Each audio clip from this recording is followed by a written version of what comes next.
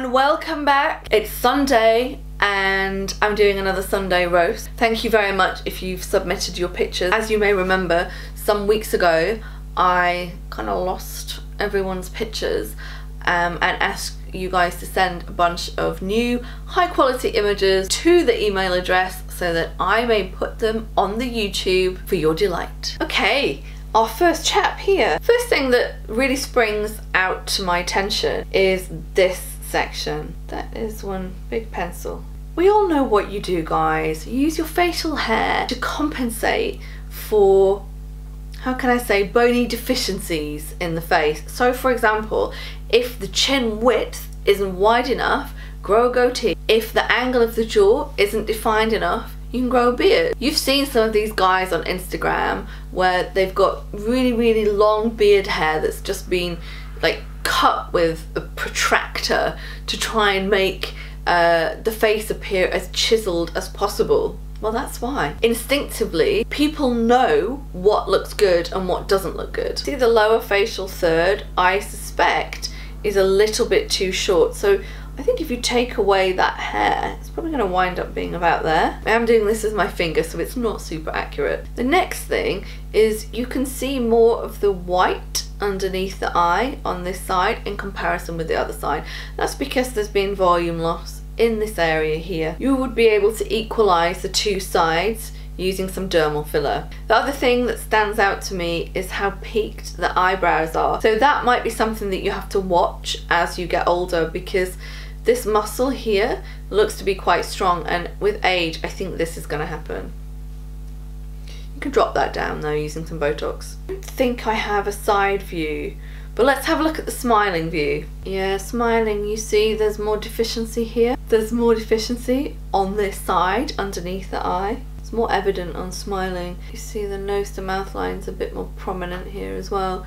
You want to get a bit more filler up here in the cheekbone just to equalize the two sides. Got to be careful though, because there is some temple hollowing. If you put too much along the cheekbone, it will make the temple look more hollow, and the face can then take on like a peanut shape, which is not good. So we've got a video here as well, which is actually really helpful.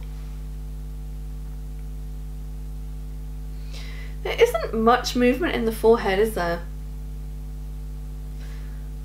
Is this because you've had a little something in there before, or are you just one of those genetically lucky people? Next. This chap contacted me saying that he was considering a non-surgical rhinoplasty. What did I think?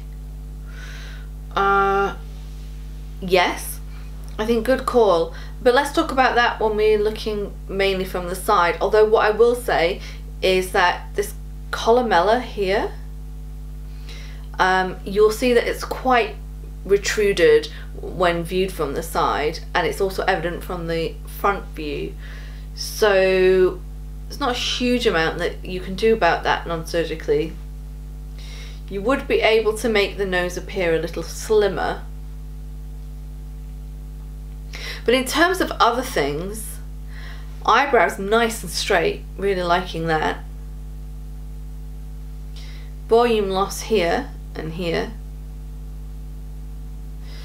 Could do with a bit more width in the chin.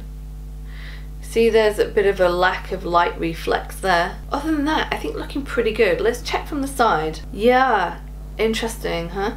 So the principle behind doing a non-surgical rhinoplasty, it's all optical illusion. So if you put filler here like that, again I'm doing this with my finger, it's not very easy, you'll see that the nose will appear straighter. You can also rotate the tip up slightly should you wish to. This section here right underneath the nose, to be honest, that would be better treated using a surgical rhinoplasty. If that's completely out for you, for whatever reason, could you get an improvement with a non-surgical rhinoplasty? Sure, yes, of course you could. Is it going to be as good? Probably not. Also worth noting, I would make the chin a little bit longer. like so. Last up for today's video, this man sent his picture in saying that there was some facial asymmetry, which was more evident on photos than in person. And yeah, you can definitely see that here. We've got a lot more fullness in comparison with the other side. You can see that the position of the cheekbone is different. Even the eyebrow is a little different.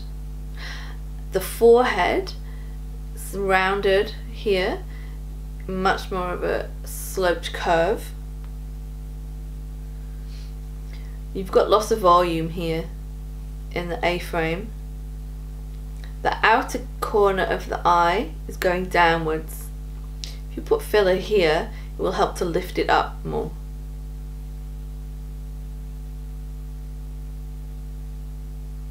I'd also put some filler in this area here to try and get the two sides to be more equal. We've also got one smiling of the same person.